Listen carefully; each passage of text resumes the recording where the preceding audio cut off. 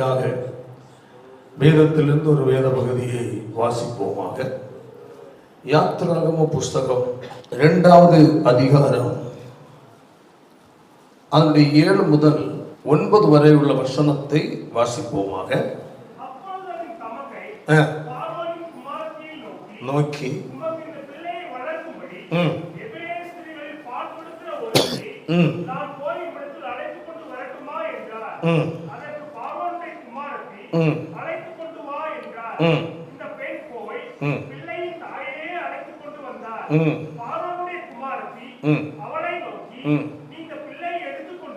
போய் எனக்கு வளர்த்திரு,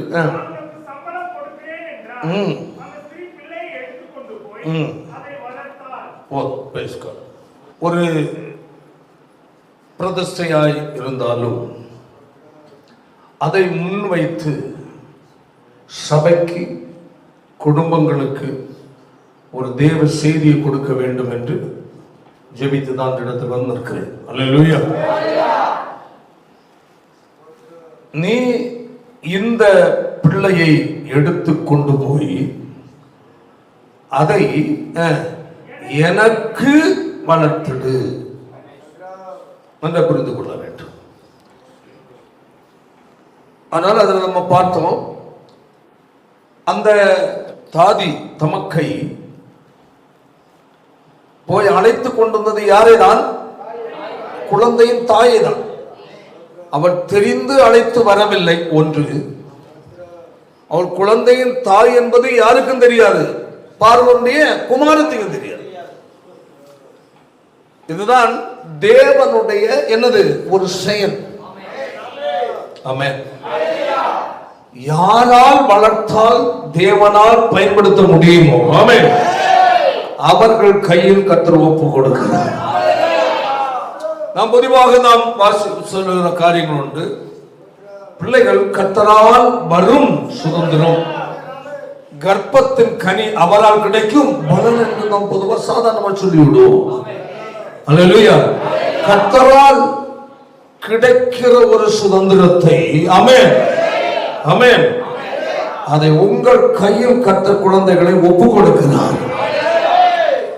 இந்த ஸ்திரீ என்ன சொன்னாலோ அதை தேவன் உங்களிடத்தில் அவர் சொல்லுகிறார். ஆமென். என்ன புரிந்து கொள்ள வேண்டும். இவள் எகிப்திய ஸ்திரீ, இவள் பார்வோனின் குமாரத்தி. அவள் என்ன சொல்லுகிறாள்? பிள்ளையை எடுத்துக்கொண்டு போய் அதை எனக்கு என்ன செய், வளர்த்திடு. அப்படி என்றால் அல்லேலூயா, எகிப்தின் பண்பாடுகள், எகிப்தின் கலாச்சாரங்கள், பார்வோனுடைய கொள்கைகள், பார்வோனுடைய குமாரத்தியாக நான் இருக்கிறேன், நான் எகிப்திய ஸ்திரீ, பார்வோனாகிய எகிப்தின் ராஜாவினுடைய குமாரத்தி, எங்கள் பழக்க வழக்கங்கள், எங்கள் கல்ச்சர், எங்கள் அரண்மனைக்குள் நாங்கள் வாழ்கிற முறைமை, இவைகளுக்கு ஏற்றபடி என்ன செய்யணும், வளர்க்கணும். அதான் எனக்கு வளர்த்துன்னு சொல்றது. புரியுதா இல்லையா? அல்லேலூயா. எனக்கு வளர்த்துடு என்று சொல்ல அந்த அர்த்தத்துக்குள், வார்த்தைக்குள் இவைகள் என்ன செய்திருக்கு, அடங்கி இருக்கு. ஆமென். அவள் குழந்தையை வளர்க்கும் போதே எப்படி வளர்க்க வேண்டும்?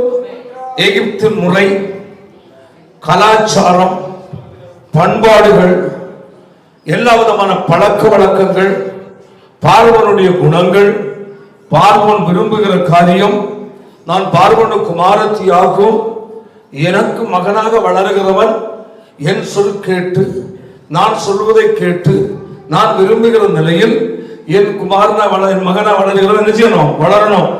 இதற்கு ஏற்ற நிலை என்ன செய், வளர்த்து வளர். ஏன்னா ஒண்ணு வேண்டாம். பாருங்க, ஒரு குழந்தை உதாரணமாய் ஒரு குடும்பத்தில் வளர்கிறது. சில குழந்தைகளை தத்தெடுக்கிறவர்கள் உண்டு. ஓகே, அது நல்ல காரியம். ஏன்னா பெற்றோரே இல்லை பிள்ளைகளை போய் தத்தெடுக்க ரொம்ப நல்ல காரியம் தானே. பையங்களது பிள்ளைங்க வழக்கு எடுக்கும் போது அந்த குழந்தை அந்த வீட்டில் வளரும் போது எந்த முறையை தான் கற்றுக்கொள்ளும், எங்க வளருதோ அல்லேலூயா அவர்களுடைய என்னது கல்ச்சர் தான்.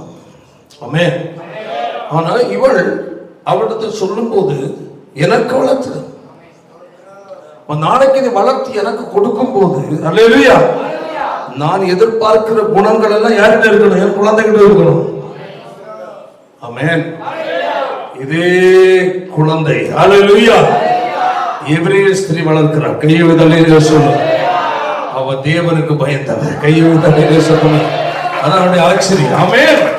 எனக்கு வளர்த்தல் என்று சொல்லும் போது ஆமென் எகிப்திய கொள்கைகள், பண்பாடுகள், எல்லா விதமான செயல்பாடுகள், எல்லா விதிமுறைகளுக்கு உள்பட்ட நிலையில் அவள் வளர்க்காமல் அல்லேலூயா பரலோகத்தின் தேவனுடைய கொள்கைக்கு நேராக வளர்க்கிறார். இதிலிருந்து புரிந்து கொள்ள முக்கியமான காரியம் ஒன்று உண்டு. ஆமென். உங்க பிள்ளைகளை நீங்கள் எந்த இடத்தில் வைத்து வளர்த்தாலும் சரி, உலகம் என்பது எகிப்துக்கு சமம். ஆமென். இந்த எகிப்துல நீங்க வாழ்றீங்க, இந்த எகிப்துல உங்க பிள்ளைகளை நீங்க வளர்க்கும் போது அல்லேலூயா கர்த்தர் உங்களுக்கு கொடுத்திருக்கிறார். ஆமென். கொடுத்த கர்த்தருடைய விருப்பத்துக்கு ஏற்ப வளர்க்க கற்றுக்கொள்ள வேண்டும். இவன் எகிப்தின் பண்பாட்டிற்கும் கொள்கைக்கும் தக்கபடி வளர்க்கவில்லை. அல்லேலூயா. யாருக்கு ஏற்றபடி வளர்க்கிறார்? தேவன் விரும்புகிறவரை வளர்க்கிறார். பாருங்கள், அதனுடைய எபிரேயர் நிருபத்துல 11வது அதிகாரம் 24 வாசிக்க பார்க்கலாம். நல்லா புரிந்து கொள்ளுங்க. விசுவாசத்தினாலே மோசே தான் எப்படி பெரியவன் ஆனபோது பாருங்க, அங்க வளர்றான். இவனை கூப்பிட்ட யாருடைய குமாரன் கூப்பிடுவாங்க? பார்வனுடைய குமாரத்தின் மகன். அப்ப பார்வனுடைய குமார் இவன் அவன் சொல்றான், நான் அவனுக்கு என்ன கொடுப்பேன்? கூலி கொடுப்பேன். நீ செய்ததுக்குரிய கூலியை நான் அவனுக்கு கொடுப்பேன். அல்லேலூயா. எந்த பேர் வளர்க்கிறான் சொல்றாங்க. பாருங்க, பார்வனுடைய குமாரத்தினுடைய ராஜாவுடைய குமாரத்தின் மகனாக இவன் எங்க வளர்த்திருப்பா என்பதை நான் அதை சொல்ல விரும்பவில்லை. அல்லேலூயா. கட்டாயமாகவே அவள் வீட்டுக்கு கொண்டு அனுப்பிக்க மாட்டான். ஆமென். இவர்கள் கண் பார்வையில் இவர்கள் கண்டுள்ள வளர்த்திருப்பான். ஆமென். அதான் விஷயம். அப்பதான் உணவு கொடுக்க முடியும், எல்லாம் செய்ய முடியும். அல்லேலூயா. அப்போ அரண்மனை பாதுகாவல் இவர்களால் ஏற்படுத்தப்பட்ட எல்கைக்குள் விட்டுதான் யார் இந்த எபிரேய ஸ்திரீயாகிய மோசேயினுடைய தாய் வளர்க்கிறார். அல்லேலூயா. அந்த இடத்திலேயும் கூட ஒரு உருவாய் கொண்டிருக்கிறார். எகிப்தியனாய் அல்ல. அல்லேலூயா. தேவனுக்குரியவன் வளர்ந்து கொண்டு ஒரு குழந்தையை வளர்க்க கொடுக்கிறாள் என்றால் ராஜா அல்லவா, ராஜா குமாரத்தி அல்லவா, அவள் அதற்கென்று தனியா ஒதுக்கப்பட்ட இடத்தில் தான் வைத்து கவனிப்பார். ஒவ்வொரு நாளும் அந்த குழந்தை யார் பாப்பா? சொல்லுங்க. பார்வனுடைய குமாரத்தை பாப்பா. அவன் அனுபவிச்சிருக்கிறா. இவ்வளவு கூலி தானே நான் நினைக்கிறேன். கேப்பா, சாப்பாடு கொடுத்தியா என் பிள்ளைக்கு? சொல்லுவாளா இல்லையா? அவன் அந்த இடத்துல என் பிள்ளைடா சொல்லுவான். தெய்வத்திய வாசனை திரவியங்கள் பூசு குழந்தைக்கு. இப்படி தன் குழந்தையை அழகுபடுத்துகிறது, உணவு கொடுப்பது, உடுத்துவது எல்லாத்திலையும் யார் கவனம் செலுத்துறார்? பார்வனுடைய குமாரத்தி. ஆனா அதை கவனித்து வளர்த்துவதா யார் எழுதுவார்? ஒவ்வொரு நேரம் பார்க்கிறான். ஆமென். அவருடைய குமாரத்துடைய பார்வையில் தான் நின்று கொண்டிருக்கிறான். அவருடைய பார்வையில் தான் இவள் வளர்த்து கொண்டிருக்கிறான். அல்லேலூயா. அந்த வளர்த்த தாய்க்குள் ஒன்று ஓடிக்கொண்டிருக்கிறது. ஆமென். என்னுடைய மகன். அல்லேலூயா. பார்வனுடைய குமாரத்தி என்ற பெயரால் வளர்ந்தாலும் அவன் ஒரு எகிப்தியனாய் வளரக்கூடாது. ஆமென். தேவனுக்குரியவனாக வளர வேண்டும். ஆமென். ஒவ்வொரு தாய் தகப்பனுக்குள்ளே உண்டாக வேண்டிய ஒரு சிந்தை, என்னுடைய மகன். ஆமென். என்னுடைய மகள் என் கர்த்தரின் கையில கொடுத்த என் மகன் மகன். இவர்களை ஆமென் உலகத்துக்குரியவனாக தேவராஜ்யத்துக்குரிய பிள்ளையை வளர்க்க வேண்டும். அதற்கு தான் ஏன் கர்த்தர் ஓகே கொடுத்திருக்கிறார். ஆமென். நீ என்ன செய்வ? சாப்பாடு கொடுக்கிறது நல்லது, சுத்தமா குளிப்பாட்டுறது நல்லது, படிக்க வைக்கிறது நல்லது, உடுத்திக்கிறது நல்லது, நல்லா கவனிக்கிறது நல்லது, உடம்பு சரியில்லை ஆஸ்பத்திரி கூட்டு போறது நல்லது, எல்லாம் நல்லது. அல்லேலூயா. ஆனால் உலகத்துக்குரியவனை வளர்க்காத உலகை கத்த போகிறது தேவராஜ்யத்துக்குரியவனை வளர்க்க. நீ என்ன செய்வ? உலக கல்வியை கொடுக்கிற குடு, உலகத்துக்குரிய எல்லா காரியத்திலும் அவங்கள முன்னுக்கு வரணும் பிரயாசப்படுற நல்லது. ஆனால் எல்லாவற்றையும் பார்க்கிறோம், முன்னுக்கு வர வேண்டியது கர்த்தருக்கு முன்பதாக இருக்கிறவனாக வர வேண்டும். உன் பிள்ளை நாளைக்கு ஆளும் சரி கொண்டும் சரி, ஆமென். பெற்றோரே, உன் பிள்ளை நாளைக்கு கர்த்தருக்கு முன்பதாக இருக்கிறவனாக வளர வேண்டும். தாவீது சொல்லுகிறான், கர்த்தரை எப்பொழுதும் எனக்கு வாசிக்கிற வசனத்தை சொல்றான். எப்படி சொல்றான்?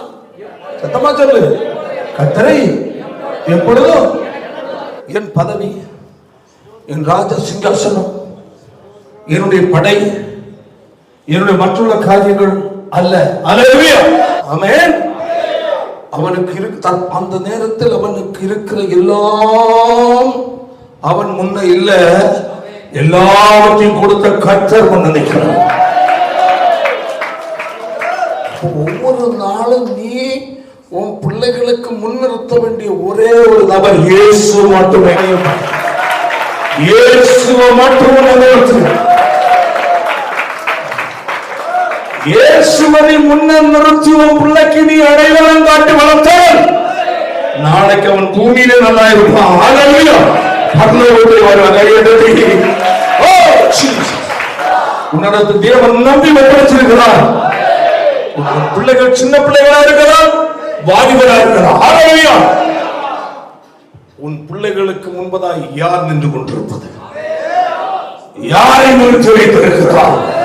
கர்த்தரையா, உலகத்தையா? கர்த்தரை நிறுத்துகிறாயா, உலகத்தை நிறுத்தி இருக்கிறாயா? உன் பிள்ளை எதை அறிகிற அறிவில் வளர்கிறார்?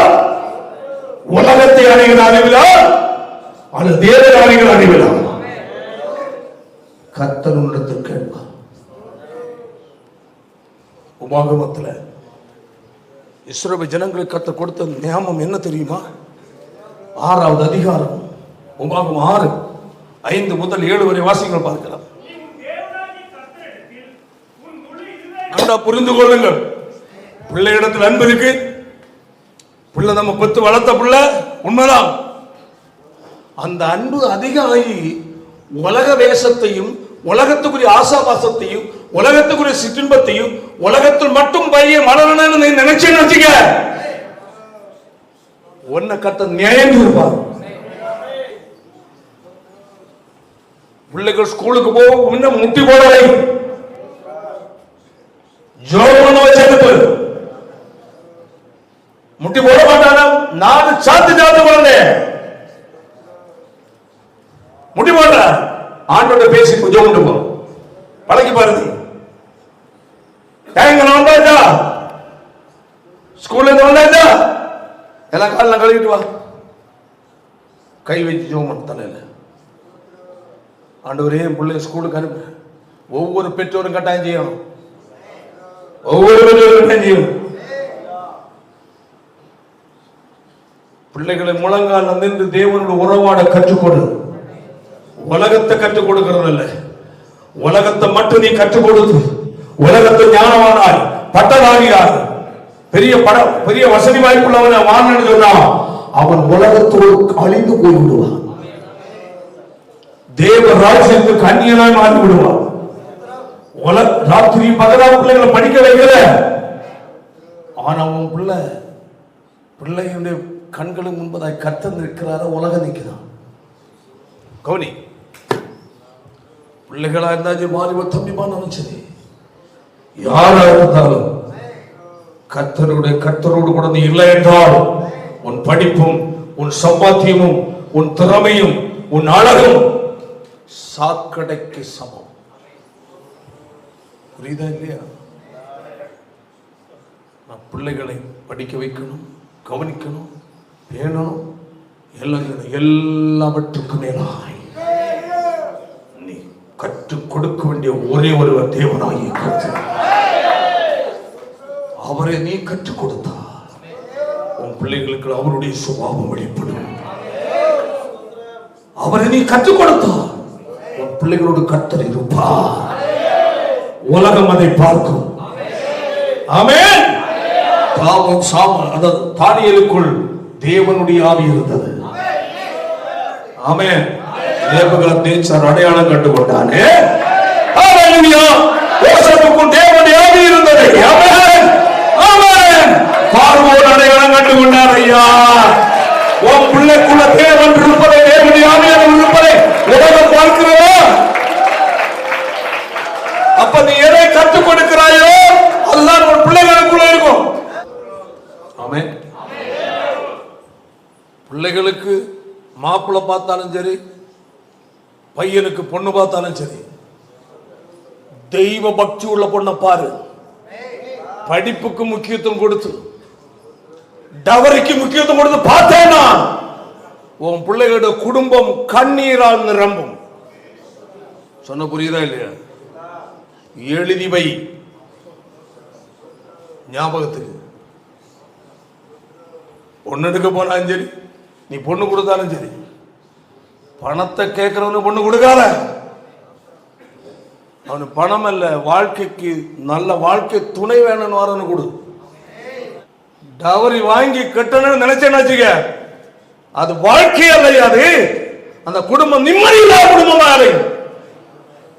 ஆவிக்குரிய அழகுள்ள பிள்ளை பாரு, சரீர அழகல்ல, ஆவிக்குரிய தரம் இருக்கா? ஆவிக்குரிய பையனா பாரு. படிப்பு கம்மியா இருந்தாலும் தைரியமா கொடு. ஆவிக்குரிய பொண்ணா படிப்பு கம்மியா இருந்தாலும் தைரியம் எடு. பட்டமா பட்டம் எடு. பட்டம் தான் உன் லட்சியமா இருந்தா வேஸ்ட் உன் வாழ்க்கை. முதல்ல பார்க்க வேண்டிய பட்டம் ஆவிக்குரிய தரந்தாய பட்டம். அதுக்கு மிஞ்சின எந்த பட்டமும் கிடையாது. சொல்ல புரியுதா இல்லையா? உன் பிள்ளைகளுக்கும் சரி, உன் பொண்ணுக்கும் சரி, பையனுக்கும் சரி, நீ பொண்ணு பார்த்தாலும் சரி, மாப்பிள்ளை பார்த்தாலும் சரி, ஆமென் ஆமென், ஆவிக்குரிய தரத்தை பாரு. ஆவிக்குரிய தரத்தை பாரு. ஆமென். ஆவிக்குரிய தரம் இல்லாமல் எந்த பொண்ணை கட்டினாலும், எந்த பையனை கொடுத்தாலும் அங்க அந்த பிள்ளைகளுக்கு நிம்மதி இருக்காது, கட்டிட்டு வந்த பையனுக்கு நிம்மதி இருக்காது. நாளைக்கு பொண்ணு எடுத்தேன்னா அந்த பொண்ணு மாமனாருக்கு மாமியாருக்கு தலையில வச்சு மிளகா அரைக்கும். காதுள்ளவன் கேட்க கடவுள். ஒரு குழந்தைய பெத்து போடுறேன்னா அண்ணன் இருந்து உன் குழந்தைக்கு ஜெபிக்க கற்றுக்க. அண்ணன் குழந்தைக்கே ஜெபம் பண்ண.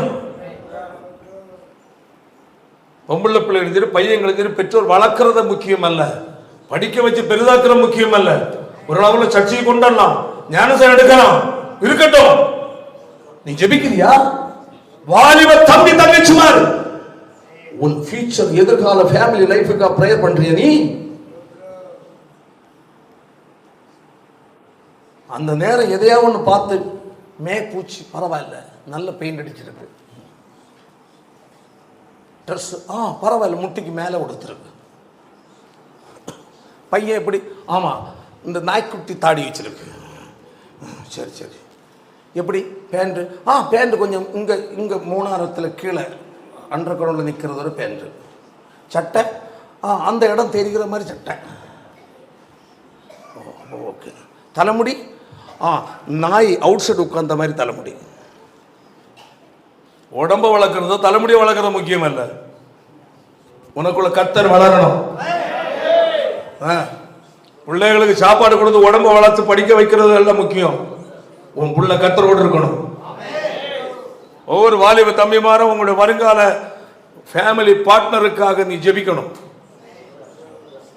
பிறகு நீ ஜெபிக்காம அந்த நேரம் பண்ண தேவை நாய்க்குட்டியும் கிடைக்கும். என்ன கட்டாயம் தான் நடக்கும். வீட்டில் ஒன்று கடி வாங்கிட்டு கிடக்க வேண்டியதுதான். ஒழுங்கா உனக்கு வருங்கால சின்ன தம்பி மாதிரி பசங்க நீங்க இல்ல அங்க பின்னாடி இருக்கிறாங்க.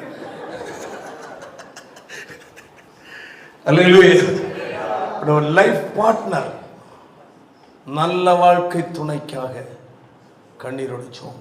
முதல்ல நீ இயேசுவை ஏற்றுக்க, ஆண்டவருடைய வார்த்தையை கீழ்ப்படி, கர்த்தரை ஆராதிக்க முதலிடம் கூடி. ஆமென். ஆராதனை நாள் பைபிள் எடுத்துட்டு ஓடிவா. ஆண்டோட கண்ணீர் விட்டு அழுது. நீ உன்னுடைய லைஃப் பார்ட்னருக்காக தம்பி தங்கச்சி நீ கண்ணீரோடு கதறி அழுது ஜெபித்து பழகவில்லை என்றால் நாளைக்கு சில நேரம் வருகிற வாழ்க்கை துணை வேதனையாயிரும். நல்லா இருந்த பையன் பாஸ்டர் வெறுநாய் குலைச்ச மாதிரியே குறைக்கிறான். அவன் மட்டும்தான் குறைக்கிறானா? இல்லை, எதிரில் இவன் பவுன்னு குறைக்கிறான், அது பவுன்னு அது குறை.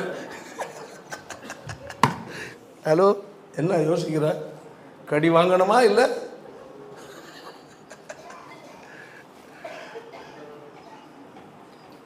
லைஃப் பார்ட்னருக்காக கட்டாயம் தம்பி மாதிரி ஜெபம் பண்ணிக்க. லைஃப் பார்ட்னருக்கு கண்ணீரோடு ஜெபம் பண்ணிக்க. உபவாசம் ஜெபம் பண்ண பிள்ளைங்க. ஏன்னா உன்னுடைய லைஃப் சாதாரண மேரேஜ் லைஃப்னு சாதாரணமானது இல்லைங்க, மாற்ற முடியாது. என்னது மாற்ற முடியாது. மாற்றுற சட்டையை தான் மாற்ற முடியும். அல்ல, ஆமாம், சட்டை பேண்ட் தான் மாற்ற முடியும். வாழ்க்கை என்ன, கடைசி கண்ணு மூடுறது வரை யாரு? ஆமாம், கண்ணை மூட வைக்கிறவளாக இருக்கக்கூடாது, கண்ணை மூட வைக்கிறவனாக இருக்கக்கூடாது. அல்லேலூயா. அந்த லெவலில் உங்களோட ப்ரேயர் லைஃப் இருக்கணும். ஒன்று, அது மிக மிக முக்கியம். வாலிப தம்பி தங்கச்சி மாதிரி மிக மிக முக்கியம். கட்டாயம் ஜெபம். தயவு செய்து நான் உங்களுக்கு சொல்கிறேன், என் பிள்ளைகளை தானே சொல்கிறேன், நீங்கள் ஜெபம் பண்ணி நல்லதை தேடுங்க, நல்லதுக்காக ஜெபம். பெற்றவரே, உங்கள் பிள்ளைகளுடைய வாழ்க்கைக்கு கட்டாயம் ஜெபம் பண்ணுங்க. ஜெபிக்கிறவங்களா தான் இருப்பீங்க. நான் ஆனாலும் அழுத்தமாக சொல்கிறேன். ஏன்னா இனி உள்ள காலம் என்ன அல்ல, நம்ம நினைக்கிற மாதிரி அல்ல. நான் நிறைய பார்க்குறேன், நிறைய கேள்விப்படுறேன், என்னால் தாங்க முடியல. அதனால் தயவுசெய்து பெற்றோர் பிள்ளைகளுக்கு தயவுசெய்து ஜெபம் பண்ணுங்க. வேதனையோடு சொல்கிறேன், உங்கள் பிள்ளைகளுடைய லைஃப் நல்லா இருக்கணும், அவங்களுக்கு ஜெபம் பண்ணுங்க. மட்டுமல்ல, உங்கள் பிள்ளைகளுக்கு நீங்கள் காட்ட வேண்டிய ஒரே ஒருவர் இயேசுவை காட்டு. ஆமென். இயேசு ஒருவர் மட்டும்தான் குடும்பத்துக்கு சமாதான சந்தோஷத்தை கொடுக்கிற நல்ல ஆண்டவர். ஹல்லேலூயா. சரி, அப்போ பாருங்க, இந்த மோசேயை ஆமென் அவர்கிட்ட வழக்கு கொடுத்தோன்னு பாருங்க, நம்ம வாசித்த இப்ரேயர்ல வாசிங்க. அங்க சொல்லப்படும், விசுவாசத்தினாலே மோசே எப்படி வளர்ந்த பிறகு எவ்வளவு அழகான வார்த்தையை கையை தட்டி கத்திர பயிர்படுத்தும். எங்க வளர்றா? யாருடைய குமாரனாக வளர்றா? பார்வோனுடைய குமாரத்தின் மகனா வளர்றா. யார் பார்வையில? பார்வோனுடைய குமாரத்தின் பார்வையில. ஆமென். எந்த ஏரியாவில்? அரண்மனையை சார்ந்த இடத்துல அரண்மனையில் வளர்றான். நீ வளர்த்து கொண்டு வா, அவள்கிட்ட கொடுத்து விட்டானா? கொண்டு போன என் பிள்ளைய நீ தொலைச்சு போடுவ. பார்த்தீங்களா? எப்பா என் பிள்ளை கொண்டு போவோம், உன் வீட்டில் வச்சு என் பிள்ளை வளர்த்து கொஞ்சம் ஆளாகி மீசை முளைச்சோன்னு கூட்டிட்டோம், அப்படியே சொன்னா இல்லை, அங்கே தான் வளரணும். அது அங்கே வளர்ந்தாலும் ஆமென். நான் நினைக்கிறேன், அந்த தாய் தன் மகனை குறித்து உத்தரவாதம் உள்ளவளாக இருந்தார். அவளுக்குள்ள ஒரு நெருப்பு எரிந்து கொண்டிருந்தது. என் மகன் ஆமென் எகிப்தியனாய் வளரக்கூடாது, உலகத்துக்குரியவனாக வளரக்கூடாது, தேவனுக்குரியவனாக வளர வேண்டும். என் மகன் இங்கு அடிமைப்பட்டிருக்கிற தேவனுடைய ஜனத்தை விடுவிக்கிறவனால் வளர வேண்டும். ஒரு பிள்ளையை வளர்க்கிற தாய்க்கு தகப்பனுக்கும் பிள்ளைகளை குறித்த பெரிய ஒரு தரிசனம் இருக்கணும். ஆமென். ஹல்லேலூயா. பெரிய தூர பார்வை இருக்கணும் ஐயா. உலக படிப்பு, உலகத்துக்குரிய அறிவு, ஞானம் அதெல்லாம் கிட்ட பார்வை, தூர பார்வை தேவனுடைய ராஜ்யத்தை கொண்டு காட்டி கொடுக்க வேண்டிய ஒரே ஒரு இடம் பரலோகத்தை காட்டு. ஒரு நாள் சொல்லு பிள்ளைகளை எழுப்புறோன்னு முட்டி போடுறா, ஏமா முட்டி போடமா, அப்பாவிட்ட பேசிட்டு போ. உனக்குரிய சகல ஞானம் ஆமென், உனக்கு சகல பாதுகாவல் ஆமென், உனக்கு எல்லாமே அவளால் உண்டாக வேண்டும். பரத்திலிருந்து வருகிற ஞானம், பரத்திலிருந்து வருகிற ஞானமோ எப்படி இருக்குமா? எப்படி?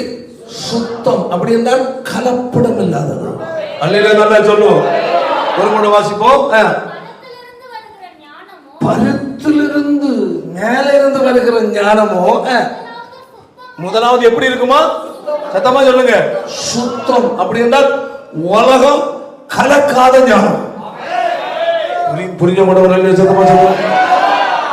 உலகம் கலக்காத ஞானம், சுயம் கலக்காத ஞானம், மாயமானம் இல்லாத ஞானம். ஆமென். சுத்தமானது. ஆமென்.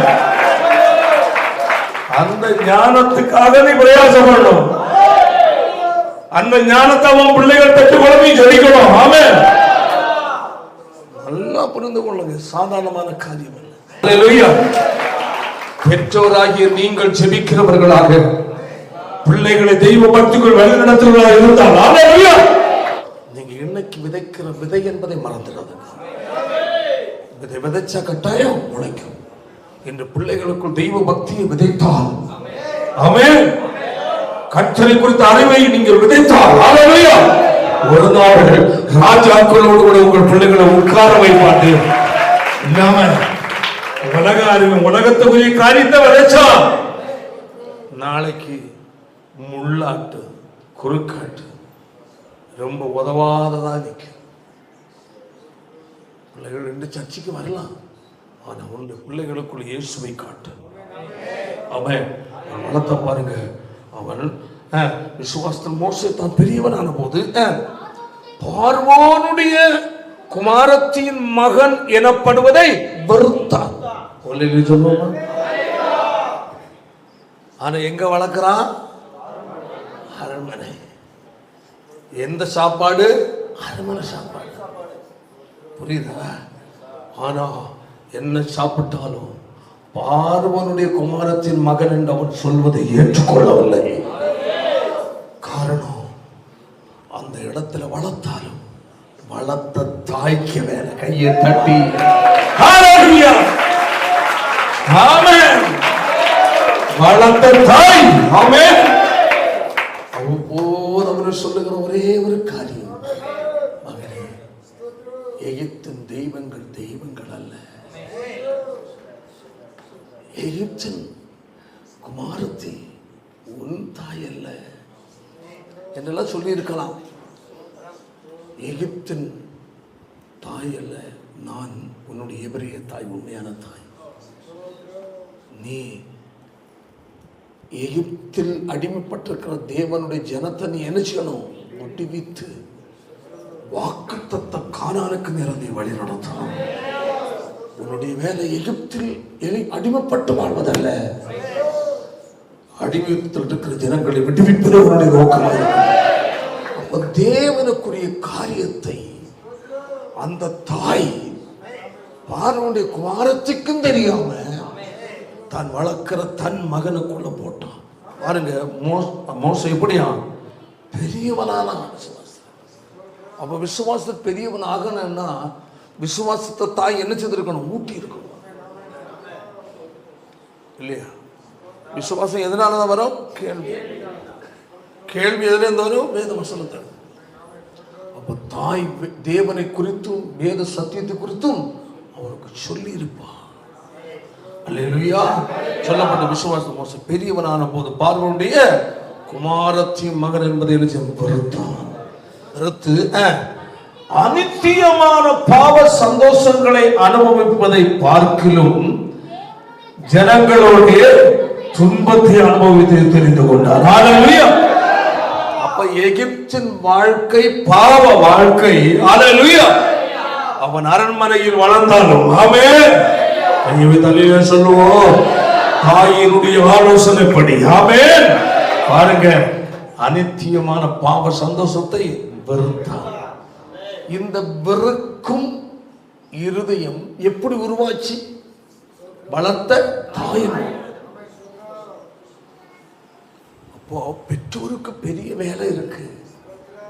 பிள்ளைகளுக்கு நல்லொழுக்கத்தை குறித்து சொல்ல பெற்றோருக்கு பெரிய வேலை இருக்கு. பிள்ளைகளுக்கு ஜெபிக்க பெற்றோருக்கு பெரிய வேலை இருக்கு. கர்த்தரை அவர்களுக்கு காட்டுற. பாருங்க, வேதம் சொல்லுது, அவன் அதித்தியமான பாவ சந்தோஷத்தை அனுபவிக்க விரும்பல. யாராவது வாலிப நாட்களில் உலக பிரகாரமாக பாவம் செய்தவங்க நிறைய பேர் இருக்கிறாங்க.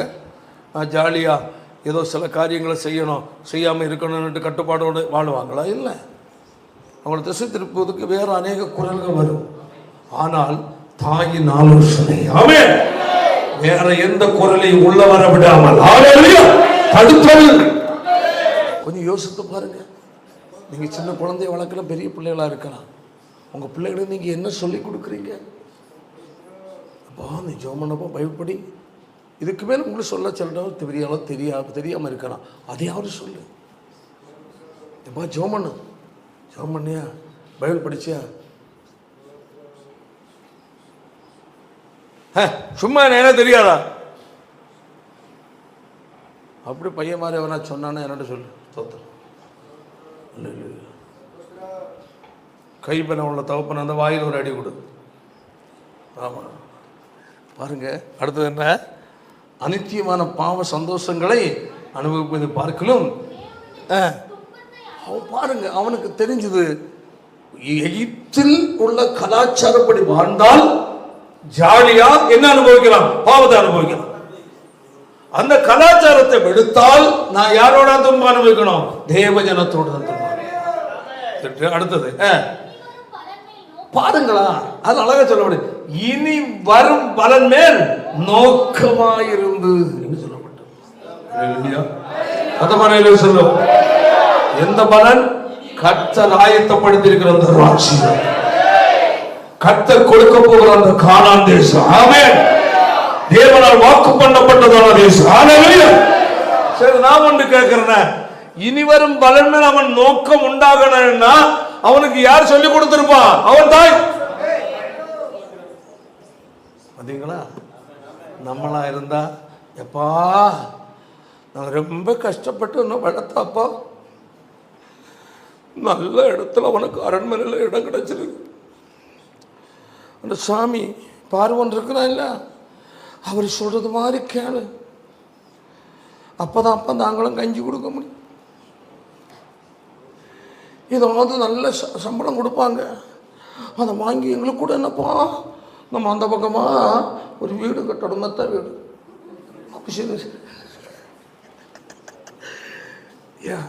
பார்வன் சொல்றது மாதிரி கேட்டாதான் பணம் கிடைக்கும். அந்த பணம் கிடைச்சாதான் வீடு கட்ட முடியும். எதிர்த்து நின்றாத பார்வன் அடிச்சா கூட வாங்கிக்க. ஏன் வீடு கட்ட அப்படி பேசு. நல்ல உங்களை ஒருப்பட்ட நல்ல தாய்மாராக இருந்தான்.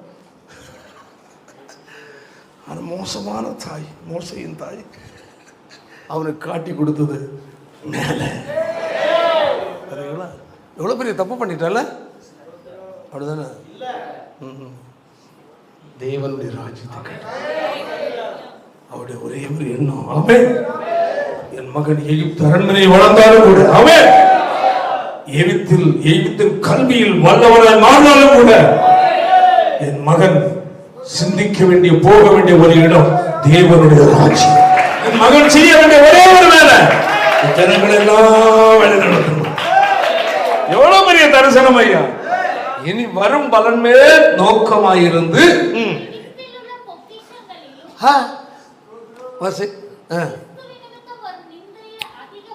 கையை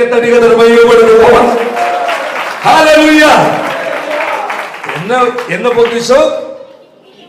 சத்தமா சொல்லுங்க. எகிப்தின் பொக்கிஷம் என்னது? இது இந்த உலகத்துக்கு பேர், ஒரு பேர் என்னது? எகிப்து. நல்லா கவனிச்சுக்கணும். அப்ப உலகத்தின் ஆசீர்வாதம் என்றால் எகிப்தின் பொக்கிஷம். புரியுதுல்ல? நல்லா கவனிங்க.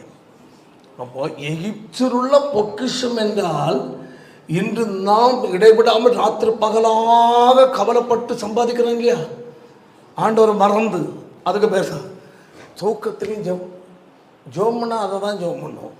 ஆண்டவரே, நாளைக்கு நான் போகும்போதே வழியில் 1,00,000 ரூபா அந்த ரூபா கொடுத்துருனப்பா தரு சொல்லிடுறா. சரி, ஜோமண்டு படுக்கும் போதே கனவுலையே அவங்க கொண்டு பணத்தை கொடுத்தது மாதிரி பார்த்துருவோம். எந்திரிச்சு உட்காந்துட்டு, ஓ ஏம்மா சாந்தம்மா எங்கே பொட்டெல்லாம் வச்சேன் பாரு. என்னங்க கனவு பார்த்துருப்பீங்க. நான் ஏன் அப்படி நினச்சிட்டு படுத்தேன், எதை மற்றவங்க அந்த பணம் 1 லட்சம் ரூபா வாங்குற மாதிரி. பார்த்தியா, இதான் கவலை உனக்கு. இயேசு வந்தது மாதிரி கனவு பார்த்தியா நீ? அதுதான் உண்மையான பக்தி. அதான் சொல்கிறேன் பாருங்க, எகிப்திலுள்ள பொக்கிஷம் உலக ஆசீர்வாதத்தை பார்க்கலாம். ஆமென். எதன் மேல? கிறிஸ்துவின் நிமித்தம் வரும் நிந்தை. அவருடைய நோக்கம் என்ன? இனிவரும் பலன். இனிவரும் பலனை அவன் அடையணும்னா என்ன அனுபவிக்க வேண்டியிருக்கு? பாடு. அப்போ செல்வந்தனை ஆகணும்னு உலக ஐஸ்வர்யத்தை அவன் ஆசைப்பட்டிருந்தால் பாடில்ல. புரியுதா இல்லையா? அதாவது என்ன புரிந்து கொள்ளுங்க, ஐஸ்வர்யவானாய் மாறணும்.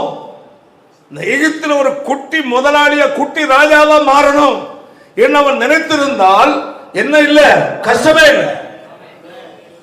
ஆனா அந்த உயர்வான வாழ்க்கை வேண்டாம், எனக்கு என் தேவன் ஆயத்தப்படுவது போதும் என்று அவன் நினைத்ததால், ஆசைப்பட்டதால் அவனுக்கு கிடைத்த பரிசு என்ன? பாடு. நம்ம இதுல எது தெரிஞ்சுக்கணும்? சின்ன பிரச்சனை வந்தாலே நம்ம கஷ்டப்படுறோம். பாடு நம்மளால சகிக்க முடியல. கர்த்தர் என்ன சொல்றாரு? அந்த அழியாத ராஜ்யத்தை நீ சுதந்திரிக்க வேண்டும் என்றால் உலகத்தில் சில நேரம் உனக்கு என்ன கிடைக்கும்? பரிகாசம். அது வேண்டாம் என்று நினைத்தால் ஒருவேளை உனக்கு உலகத்தில் சம்பாதிக்கிறதுக்கு எப்படி ஏமாத்தி எடுத்து பணம் சேர்த்துக்கலாம், ஆனால் அது போயிடும். தேவனுடைய பிள்ளைகளை நமக்குள்ள இருக்க வேண்டியது மோசைக்குள்ள இருந்த சுந்தரம். அதுதான் பிள்ளைகளை உங்கள்கிட்ட கொடுத்துருக்கு. நீங்களும் தான் ஒரே ஒரு வசனத்தை வாசித்து முடிப்போம் பாருங்க. அந்த உபாகமத்தில் அதனுடைய 6வது அதிகாரம் 5 முதல். தகப்பனை பார்த்து, பெற்றோரை பார்த்து கர்த்தர் சொல்ற, நீ உன் தேவனாகிய கர்த்தரிடத்தில் உன் முழு இருதயத்தோடும் உன் முழு ஆத்மாவோடும் உன் முழு பலத்தோடும் அன்பு கூர்வாயாக. தகப்பனுக்கு அடுத்தது, நான் உனக்கு கட்டளையிடுகிற இந்த வார்த்தைகள் எங்க வைக்கணும்? தாய் தகப்பன் இருதயத்தில் வைக்கணுமா கர்த்தருடைய வார்த்தை. அடுத்தது, நீ அதை என்ன செய்யணுமா? பரவாயில்ல, நம்ம ஜெபம் பண்ணிட்டேன், டேய் படுத்து தூங்கப்பா கண்ணு. நம்ம என்ன செய்வோம்? சாப்பாடெல்லாம் கொடுத்து அவன் வேண்டான்னு கூட வாயில ஊட்டி விட்டு, அப்பா படுத்து படுத்து படுத்து படுத்துக்க, ஜெபிக்கவும் விட மாட்டோம். படுத்துக்க, தலையிலிருந்து கால் வர இழுத்து ஒரு போத்தகம் போத்தி எடுத்துப்பா, சோத்திரமாப்பா நேற்று அவனுக்காக இவங்க சோத்திரம் போட்டுட்டு போகிறது. அவன் நாளை பாத்திரம் எடுத்துட்டு போ. அவன் தூங்குறவனு முட்டி போடவே முழங்கால் என்ன செய்யட்டும்? கேட்டோம் பிள்ளைகளுக்கு. அல்லேலூயா.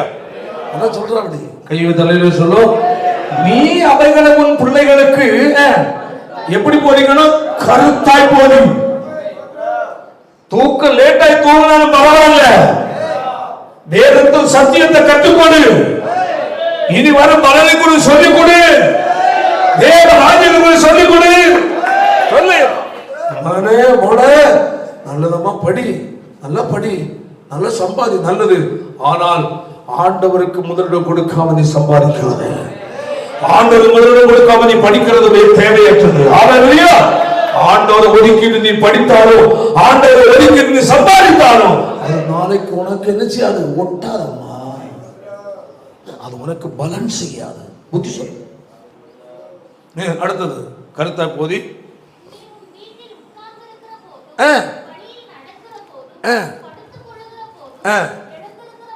எழுந்திருக்கிற போதும் மொபைல நோண்டிட்டு இரு. படுத்திருக்கும் போது மொபைலை பாரு. இப்போ எல்லாருக்கும் ரொம்ப வசதியாக போச்சு. அதில் ஒரு பசங்க ஓகே அவங்களோட தேவைப்படுதாருங்க வச்சுக்கிட்டோம், அப்படியே வச்சுட்டு மறைச்சி வச்சுக்கிட்டியது. வசனம் கேட்டாலும் யாரா மெசேஜ் அனுப்பிடு இல்லையா? வீணாக கெட்டு போகக்கூடாதப்பா. மொபைல் வச்சிருக்கிறியா? தேவையானது மட்டும் பயன்படுத்து, தேவையில்லாத நீ அதை யூஸ் பண்ணாத. அது ஒன்று அழிச்சு போடும். அப்படி சொல்லுங்க, வாசிப்போம். நமக்கு கர்த்தர் என்ன கொடுத்தாரு? பைபிள் கொடுத்துட்டாரு. அன்று அவர்கள் மீட்புக்கு அடையாளமாக என்னது? கர்த்தருடைய அந்த நியாயப்பிரமாண சட்டத்துக்கு அடையாளமாய் அவர்கள் கையில கட்டி இருக்கும் அடையாளம். சரி, அடுத்தது கண்களுக்கு நடுவே ஞாபக குறி. அதுக்கெல்லாம் விளக்கம் வேற இருக்குது, சொல்ல விரும்பல. அடுத்தது நம்ம அங்கங்க என்ன செய்யுது? வசனம் எழுதி வச்சிருக்கோம். அவங்க அடையாளம் போட்டாங்க, நம்ம என்னது? கர்த்தருடைய வார்த்தை. அடுத்தது எழுதுவாயாக. போதும். அல்லேலூயா. அப்போ தேவனுடைய வார்த்தையை தன் குடும்பத்துக்குள் தனக்கும் தன் பிள்ளைகளுக்கு என்ன செய்யணும்? முக்கியத்துவம் கொடுக்கணும். எவ்வளோ ஆச்சரியமான காரியம். அப்போ நீங்கள் என்ன செய்றீங்க? அதை நான் ஒரு நீங்கள் கேள்விப்பட்டிருப்பீங்க, ஒரு பாஸ்டர் நல்லா நேசிக்கிற குடும்பமா, நல்லா கவனிங்க, ரொம்ப அன்பா, ரொம்ப அன்பு. பாஸ்டர் பார்த்தோம், ஸ்தோத்திரம் பாஸ்டர், ஸ்தோத்திரம் பாஸ்டர் அப்படி ஒன்று ரொம்ப இது பண்ணுவாங்க. நீங்கள் கேட்டிருப்பீங்க இந்த கதை. என்ன சம்பவம்? ரொம்ப உபசரிப்பாங்களாம், நல்ல காணிக்கை கொடுப்பாங்களாம், ரொம்ப அன்பா. காணிக்கை கொடுக்குறவங்களாம் கவனமாக இருந்துக்கிடுங்க, இதை சொல்லி புரிஞ்சுக்கிடுங்க. காணிக்கை கொடுப்பாங்க, நல்ல சாப்பாடு கொடுப்பாங்க, நல்ல பலகாரம் சுட்டு கொடுப்பாங்க. பாஸ்டர்னா உயிரை விடுவாங்க. பாஸ்டர்னா அப்போது பாஸ்டர் எங்கள் வீட்டுக்கு வராருன்னா அன்னை வீடெல்லாம் கரெக்ட் பண்ணி எல்லாம் ரெடி பண்ணி அன்னை பாஸ்டர்லாம் வந்து நல்ல சாப்பாடு கூட ரொம்ப இது பண்ணோம். அப்போ ஒரு நாள் பாஸ்டர் அவங்க வீட்டுக்கு போகும்போது ஒரு தட்டில் நல்ல சாப்பிட்றதுக்கு தங்க தட்டான். என்னது? ஆமாம், வசதியான குடும்பம். மட்டுமல்ல தங்க டம்ளர், மட்டுமல்ல தங்க ஸ்பூன். பார்க்குறாங்க, யாராக இருப்பான்னு. பாஸ்டர் சொன்ன சம்பவம். அல்லேலூயா. எல்லாம் வந்தோடனே இவர் எல்லாம் சாப்பிட்டார்.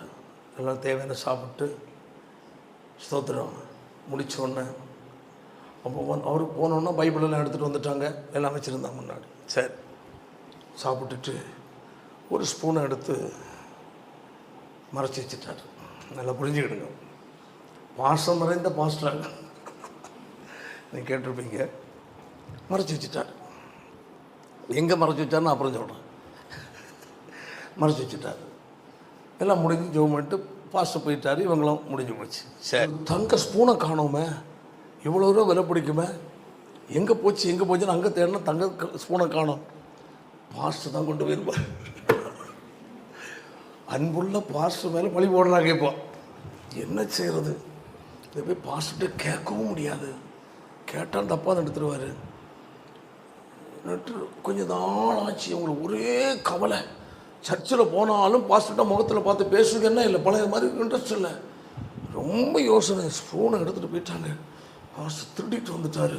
அவர் பிரசங்கத்தை பாரு, இவ்வளோ நீளத்தில் பேசுகிறாரு, ஒரு பெரிய சத்தியத்தை பேசுகிறாரு, உபதேசத்தை பேசுகிறாரு, பரிசுத்தை பேசுகிறாரு, இவ்வளோ பேசுகிறாரு. ஆனால் இங்கே தங்க ஸ்பூனை திருட்டு வந்துட்டார். இன்னும் ஒரே வெறியில் இருக்கிறாங்க. கொஞ்ச நாள் கழிச்சு, ஒரு மாதம் இருக்கும் கழிச்சு, சரி பிரதர் உங்கள் வீட்டை நான் ஜோம் பண்ண வரேன்னார். அதை கவனிச்சுடுங்க. உடனே இவங்க சரி வாரா, நீங்கள் எந்த ஸ்பூனை திருட போகிறாரோ, சரி சாப்பாடெல்லாம் ஆயத்தப்பட எல்லாம் ஆச்சு. பாஸ்டருக்கு போனார்.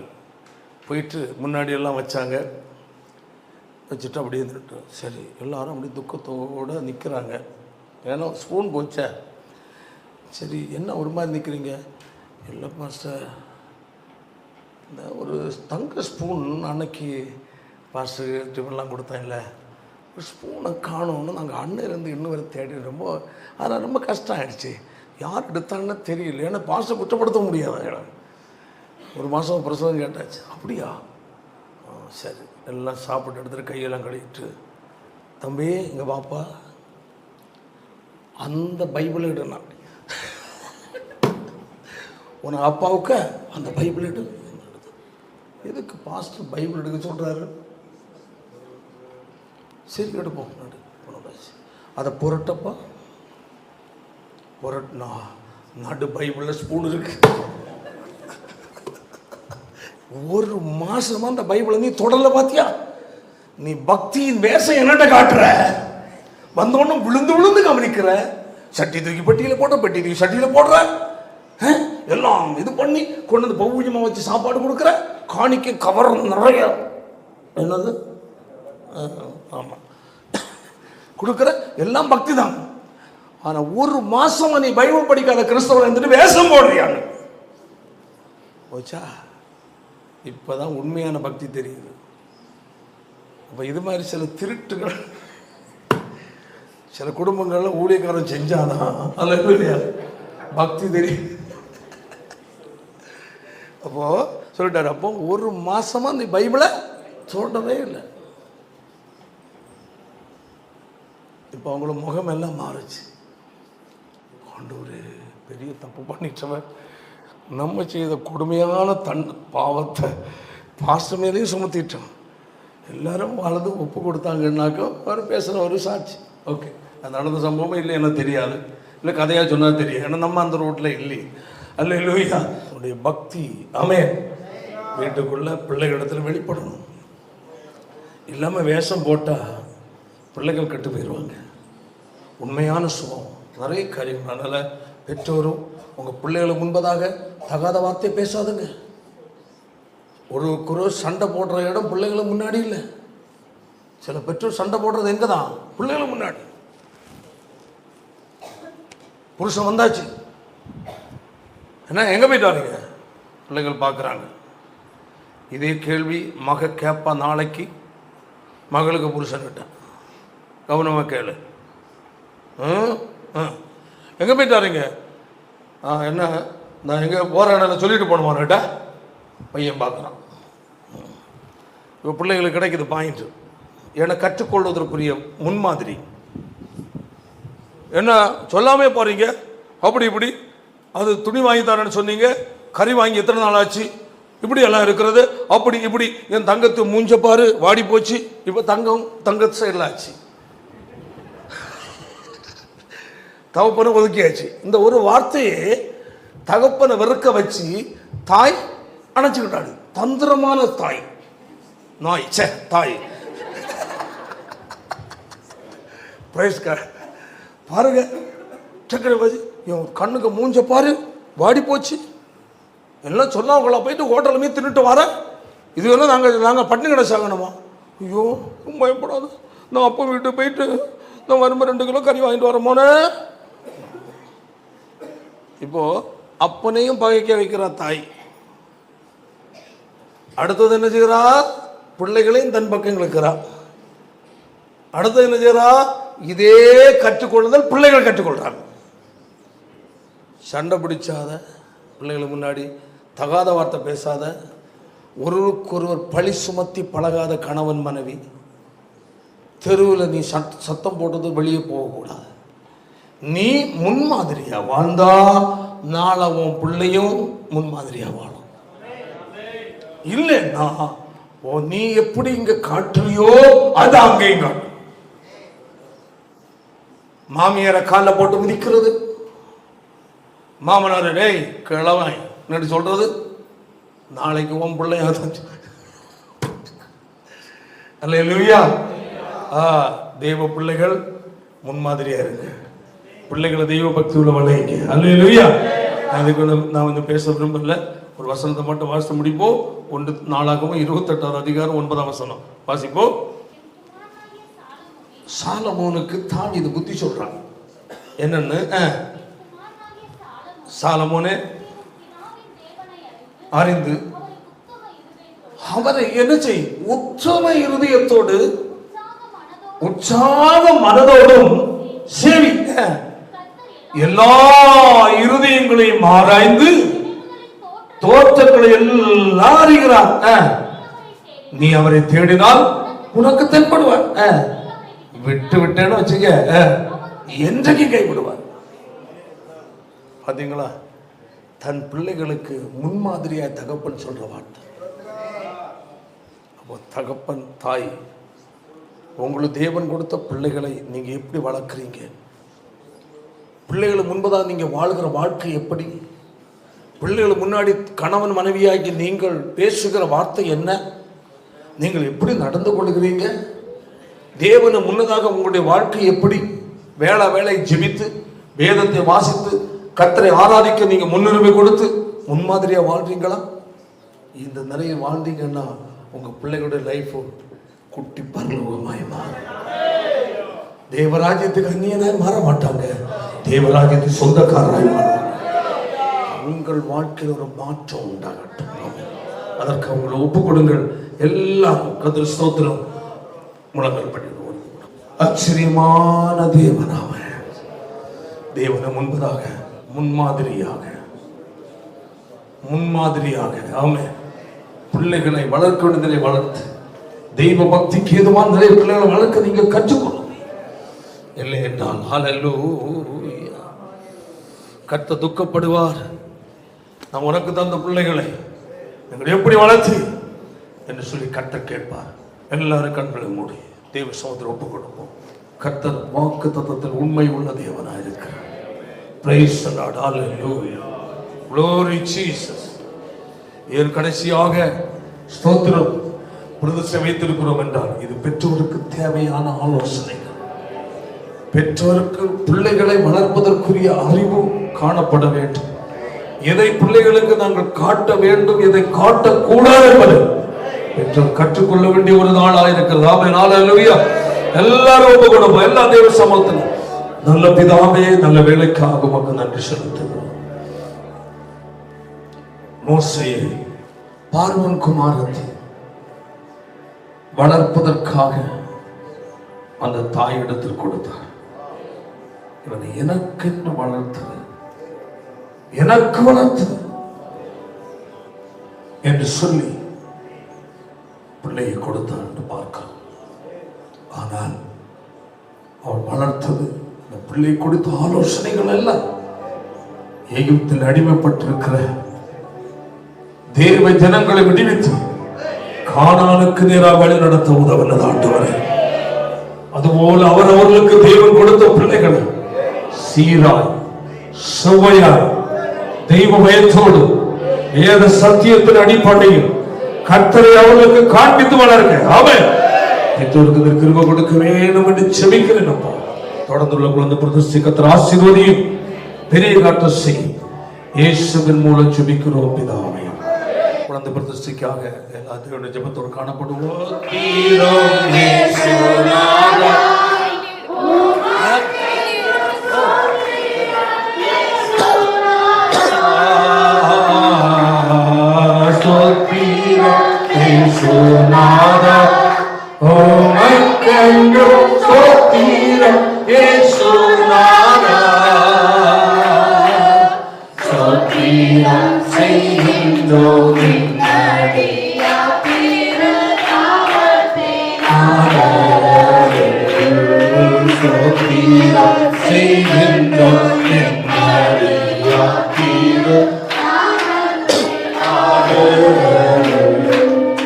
இத்தனை மகத்துவமுள்ள பாதவியின் புழுக்கலாம்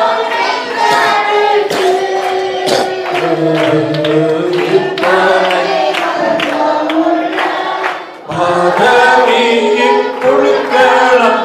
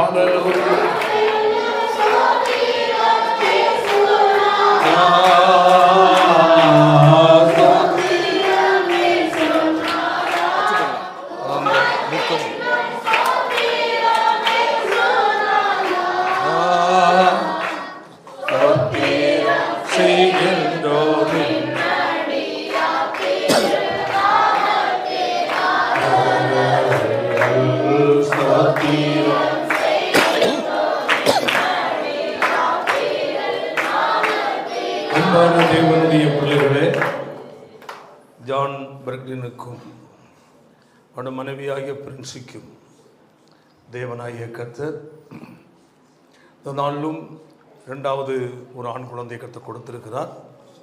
பெற்றோர் அந்த குழந்தைக்கு ஜெய்டன் பெனியல் என்றுதான பெயர் சூட்டியிருக்கிறார்கள்.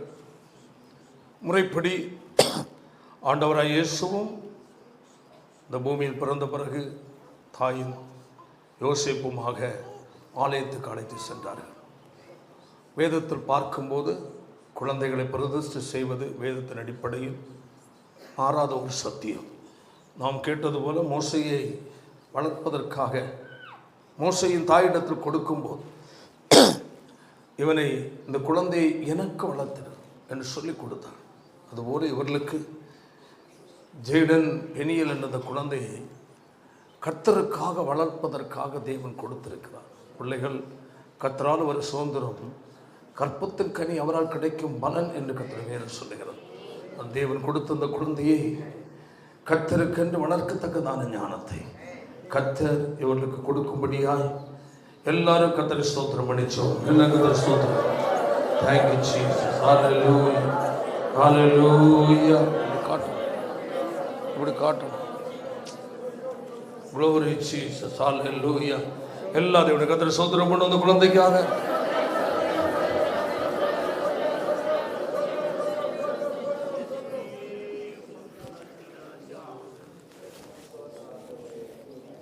கர்த்தர் அவர்களுக்கு கொடுத்த குழந்தையை சீராய் தெய்வ பக்தி உள்ள குழந்தை வளர்ப்பதற்குரிய ஞானத்தை பெற்று கொடுக்கும்படி கர்த்தரை ஸ்தோத்திரம் பண்ணுவோம். தெய்வ பக்திக்கேற்ற நிலையில் ஜெய்டன் பெனியல் என்றுதான் அந்த குழந்தையை கர்த்தருக்கென்று வளர்ப்பதற்காக கர்த்தருடைய கரத்தில் இந்த குழந்தையை கர்த்தர் ஊழியக்கான நான் ஒப்பு கொடுத்து ஆசீர்வதிக்கிறேன். சகலவிதமான தேவனை குறித்த அறிவினால் குழந்தை வளர வேண்டும். குழந்தை வளரும் போது தெய்வ பயம் உண்டாக வேண்டும். உண்மையாகவே ஒரு சாமுவேலை போல தேவ சத்தம் கேட்டு வளர வேண்டும். அநேக ராஜாக்களை சாமுவேல் அபிஷேகம் பண்ணது போல அநேகரை அபிஷேகம் பண்ணுகிற நல்ல ஒரு ஊழியக்காரனாய் கர்த்தர் இந்த குழந்தை வளர்க்கத்தக்க நிலையில் உள்ளதான ஞானத்தை பெற்றோருக்கு கர்த்தர் கொடுப்பாராக. தேவனுடைய ஊழியக்காரன் நான் இந்த ஜெய்டன் பெனியல் என்ற குழந்தையை பிதா குமாரன் பரிசுத்தாவி நாமத்தில் குழந்தையை நான் ஆசீர்வதித்து தெய்வ பக்தி உள்ள குழந்தையை வளர்ப்பதற்காய் பெற்றோரிடத்தில் இதை ஒப்பு கொடுக்கிறேன். கர்த்தர் இந்த குழந்தையை ஆசீர்வதிப்பாராக. பரிசுத்த இரத்தத்துக்கு இந்த குழந்தை மூடி மறைக்கப்படுவதாக. எந்த வியாதியோ வரையிலும் குழந்தை அணுகாதபடி பாதுகாக்கும்படி ஆட்சேபிக்கிறேன். இந்த குழந்தை வளர்ப்பதற்காக தகப்பனுக்கும் தாய்க்கும் தேவையான ஞானத்தை கர்த்தர் கொடுக்கும்படி ஆட்சேபிக்கிறோம். குழந்தை எல்லா நிலையிலையும் தெய்வ பக்திக்குள் வளர்க்கத்தக்கதான அறிவு, வேத சத்தியத்தை கொண்ட அறிவு, சபைக்குள்ளேயும் சமுதாயத்திலும் எல்லா இடங்களிலேயும் குழந்தை எப்படி நடத்த வேண்டும், குழந்தைக்கு எந்தெந்த அறிவுகளை கொடுக்க வேண்டும் என்பதான ஞானத்தை தகப்பனை கர்த்தர் கொடும். அதுபோல தாயை கர்த்தர் ஆசீர்வதியும். அண்ணானு கொண்டிருந்த ஞானத்தை கர்த்தர் கொடுப்பீராக. மோசேயின் தாய் கொண்டிருந்த ஞானத்தை கர்த்தர் கொடுப்பீராக. குழந்தை வளர்க்க கர்த்தர் கிருபையும் ஞானத்தை கர்த்தர் கட்டளையிடும். இந்த குடும்பத்தை தேவனுடைய ஊழியக்காரன் நான் பிதா குமாரன் பரிசுத்தாவின் நாமத்தில் நான் ஆசீர்வதிக்கிறேன். அவருக்கு கொடுக்கப்பட்ட மூத்த குழந்தைக்காகவும் செபிக்கிறேன். இந்த குழந்தையை கர்த்தர் ஆசீர்வதியும். அப்பா தேவனுடைய கரம் அந்த குழந்தையோடு கூடவே இருக்கட்டும். இந்த குடும்பத்தை தேவனுடைய ஊழியக்காரன் தான் பிதா குமாரன் பரிசுத்தாவின் நாமத்தில் ஆசீர்வதித்து ஆவியானுடைய ஆளுகைக்குள் ஒப்பு கொடுக்கிறேன். கர்த்தர் ஆசீர்வதியும். இயேசுவின் மூலம் ஜெபிக்கிறோம் பிதாவே. நீரல்லாலே பரலோகில் யாருண்டு ஜீவனாதா.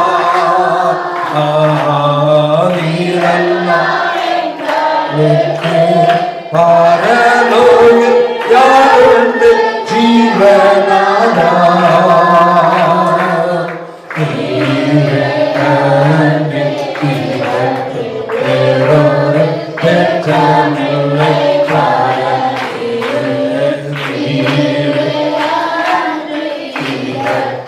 Yeah.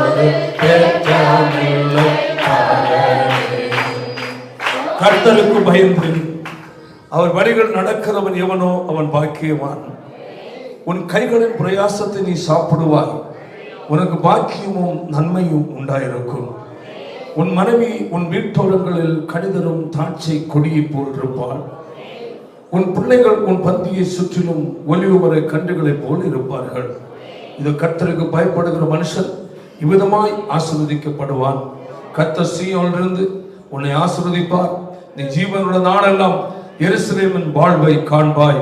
நீ உன் பிள்ளைகளின் பிள்ளைகளையும் இஸ்ரவேலுக்கு உண்டாகும் சமாதானத்தையும் காண்பாய். 128 சங்கீதத்தில் சொல்லப்பட்ட தெய்வீக ஆசீர்வாதங்கள் ஜான்பர்களின் அவருடைய மனைவி பிரின்சி கொடுக்கப்பட்ட குழந்தை மேல் தங்குவதாக. கர்த்தரை ஆசீர்வதிக்கும்படியாக சோதனம் பண்ணுவோம்.